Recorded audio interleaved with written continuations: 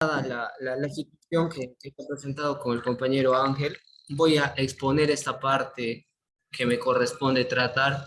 Esencialmente son los artículos 125, 126, 127, 28 y 29, que serían las circunstancias agravantes específicas. De manera concreta, pásame el PPT, Piero, lo que voy a trabajar en esta oportunidad va a ser un repaso de la omisión en el derecho penal de manera sucinta. Esto es un tema, por supuesto, que ustedes lo conocen muy bien. También la exposición o abandono peligroso, la omisión de socorro o exposición de peligro, y lo que corresponde según los subcapítulos que se ha desarrollado en el silo. Pásame el PPT, Piero. Cámbiame el PPT. Listo. A ver, bien, de manera general, creo yo, tomando en consideración, pues, que la omisión, si bien es cierto, lo hemos escuchado bastante y resulta siendo sencillo, de cierta manera hay mucho más que estudiar y mucho más que repasar respecto a esto. Así que respecto a las preguntas que se me vaya a hacer, espero dentro de mis posibilidades poder responderlas. A ver, lo cierto es que todos conocemos que la comisión como tal es la ejecución de un comportamiento que no debe ser ejecutado, ¿no? Mientras que la omisión como tal es la no ejecución de un comportamiento que debe ejecutarse. En otras palabras, la comisión es no hacer lo que no debería hacer, y la omisión es hacer lo que debería hacer como tal.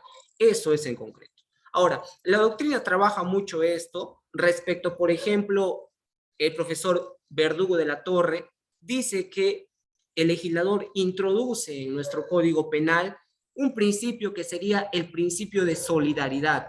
Es decir, hay que responsabilizar a aquellos sujetos que omiten realizar determinada prestación, determinada salvaguarda a un bien jurídico, que están ellos obligados a eso. En líneas generales, entonces, para que se produzca la omisión como tal, debe existir o debe darse que el sujeto debe conocer tal vez el mandato de la ley, y lo más importante, debe tener la posibilidad de actuar, y tercero, no debe existir o debe estar pues la ausencia del comportamiento. Dentro de eso, la vieja división que se nos ha enseñado es la omisión pura, que sanciona la infracción de un no hacer algo determinado incumpliendo la norma de mandato, y dentro de esto se analiza un tipo objetivo, que si citamos, por ejemplo, la casación 1381.1, tomando en consideración también doctrina autorizada, como es el profesor Demetrio Crespo, dice que dentro del tipo objetivo de la omisión pura debe existir una situación típica, es decir, se debe establecer el hecho que origina ese deber de actuar. Segundo, debe estar lo más elemental, que sería la ausencia de realizar la acción mandada. Y tercero, debe existir la capacidad de realizar la acción. Dentro de la capacidad de realizar la acción, hace que concurran determinadas condiciones, ya sean estas externas o personales. Externas dice, por ejemplo, entre la cercanía espacial y temporal entre el sujeto y lo que ya mencionamos, la situación típica. Personales, que el sujeto tenga tal vez los suficientes conocimientos y facultades intelectuales para realizar la acción. Dentro del tipo subjetivo, la omisión en general puede darse por dolo o culpa. En el caso de la omisión propia, la culpa tiene que estar de forma expresa. El dolo, los delitos de omisión, tiene una estructura propia girando pues en torno a esa obligación de actuar.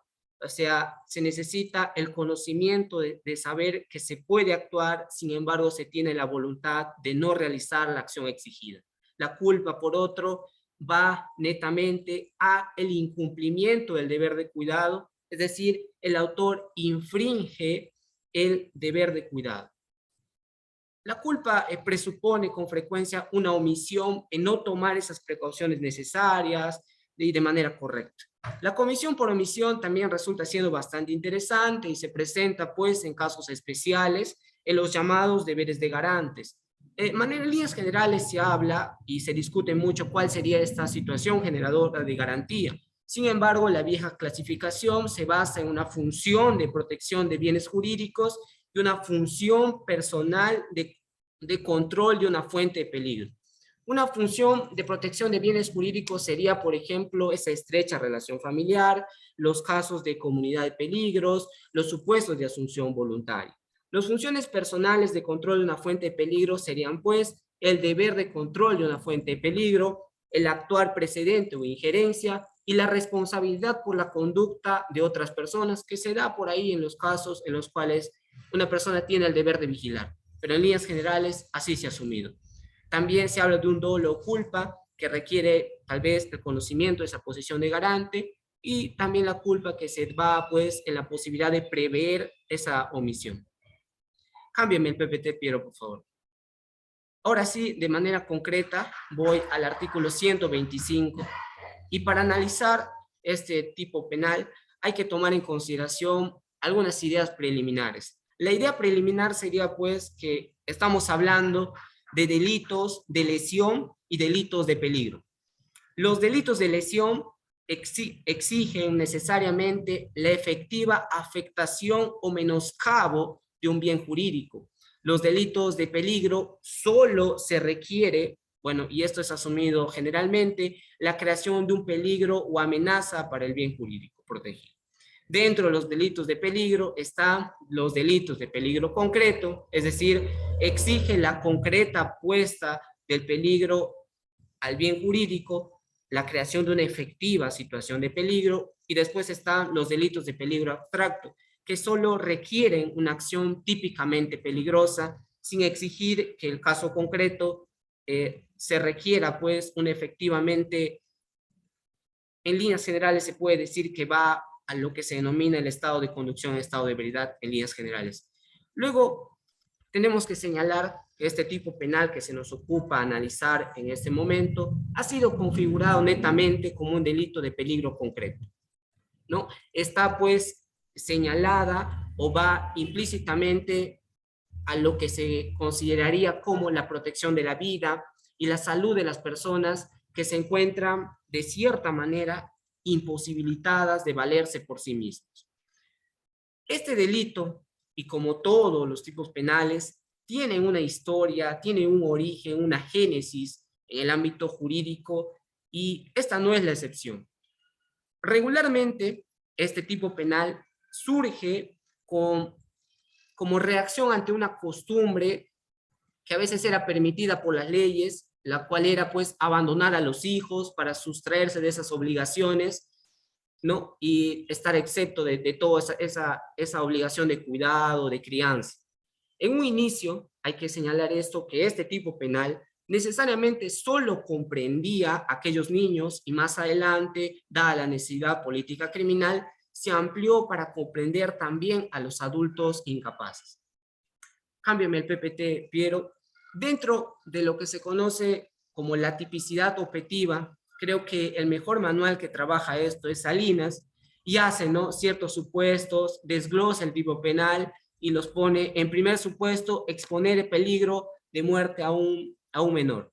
Es decir, trasladar a un menor incapaz de valerse por sí mismo de un ambiente seguro en el cual se encontraba hacia otro en donde se queda sin amparo.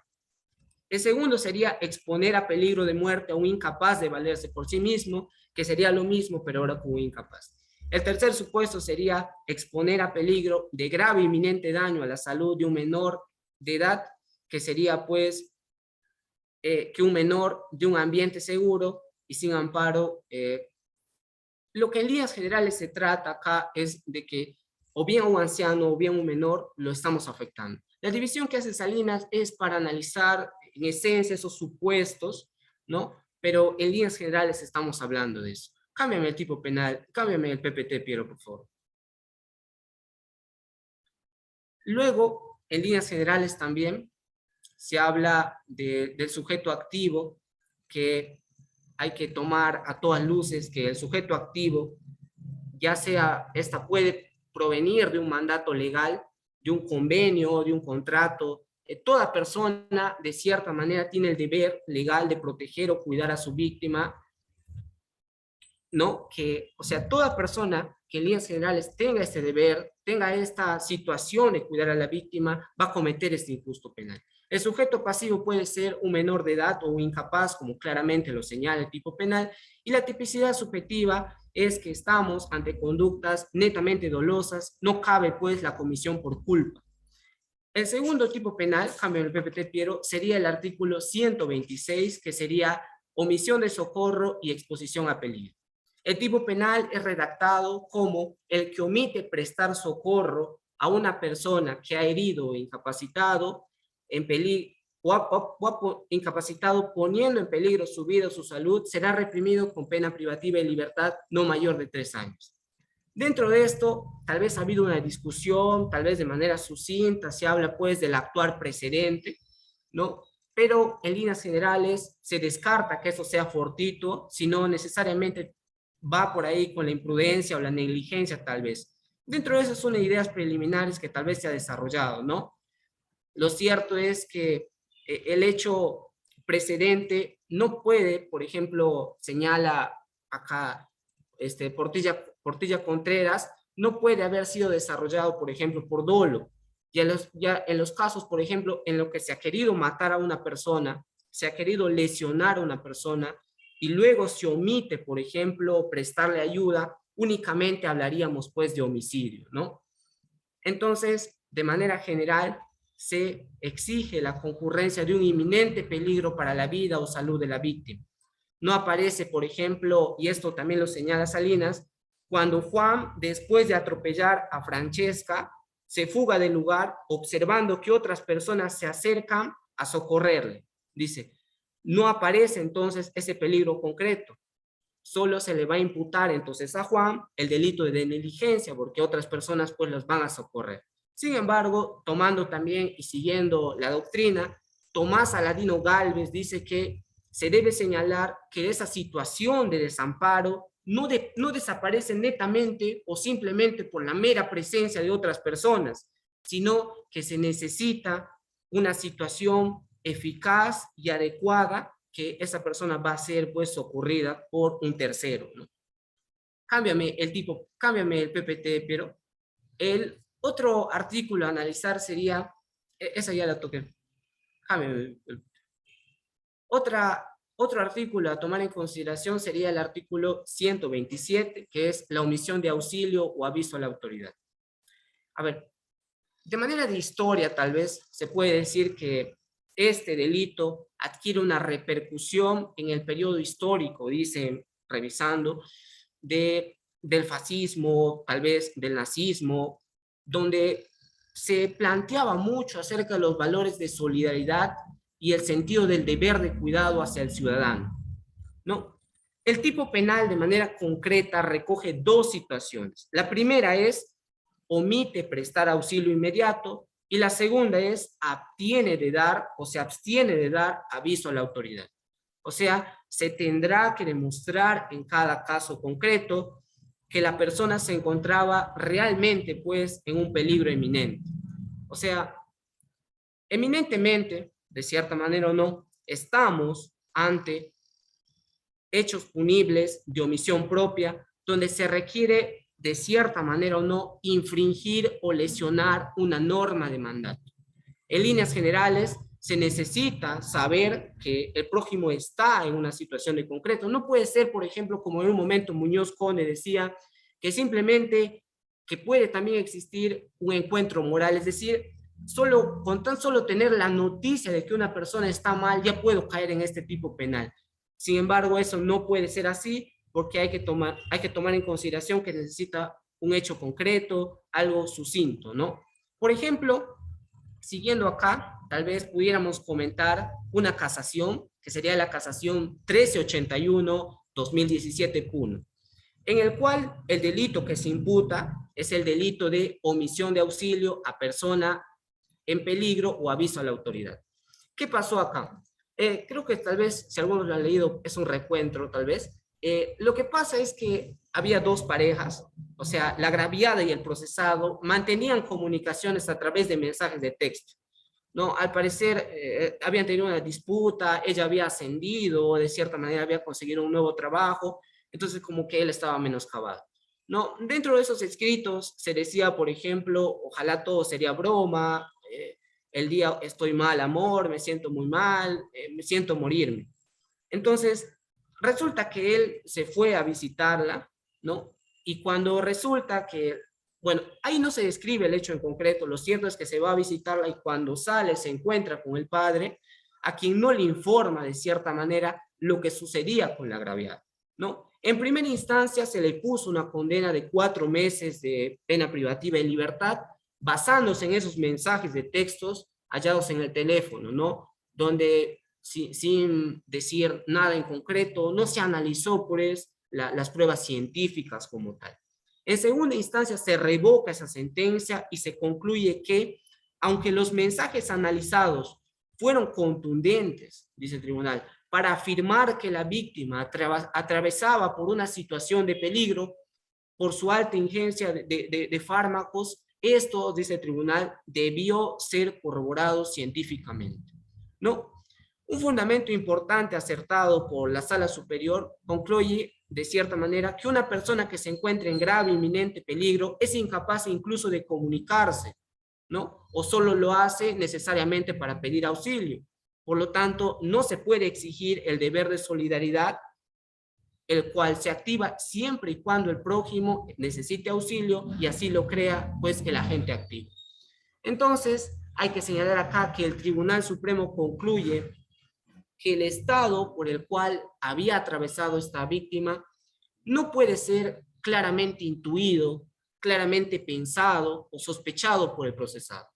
Por el contrario, al leer los mensajes claramente, este optó por visitarla, por lo que se puede suponer, por lo que se puede tomar en consideración que según su criterio de él, al encontrarla tal vez estuvo pues en buenas condiciones.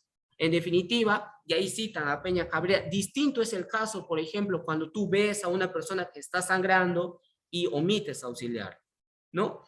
Entonces, esta casación dice que hablar de auxilio no se refiere al auxilio técnicamente necesario, sino en realidad al auxilio posible dentro de las circunstancias y de acuerdo a las condiciones de las personas como tales. Cámbiame el PPT, Piero, por favor.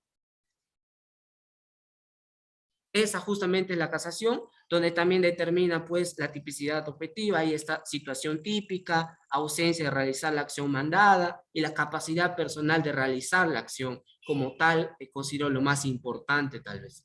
Cámbiame el PPT, Piero.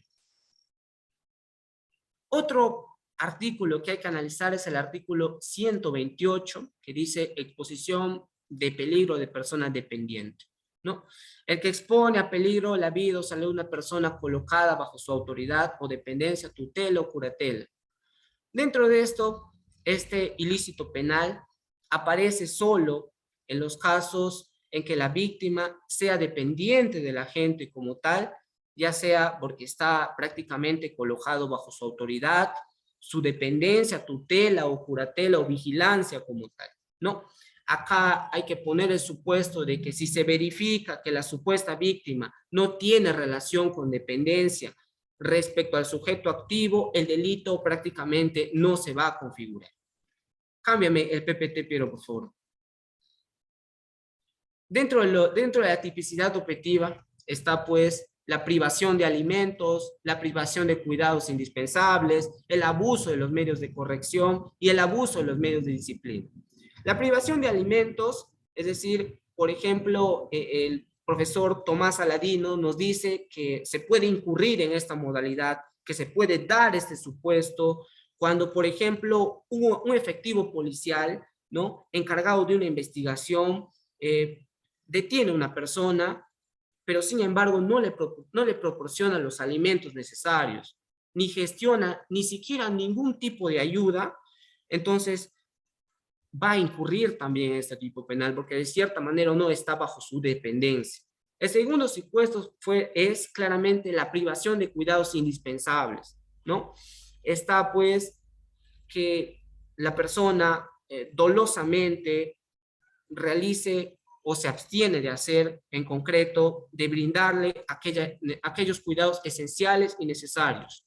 Lo segundo sería el abuso de los medios de corrección, que va en concreto más al abuso de los medios empleados muchas veces para la corrección de los menores de edad, ¿no? Cuando se usa o se corrige usando determinados instrumentos que no son propios y que no contribuyen para nada. Sigue también el tipo penal, el abuso de medios de disciplina, ¿no? Por ejemplo, cuando puede pasar en el supuesto de que el director de una escuela haga que sus estudiantes se arrodillen, ¿no? Al alumno que llega tarde. Cámbiame el PPT, Piero, por favor.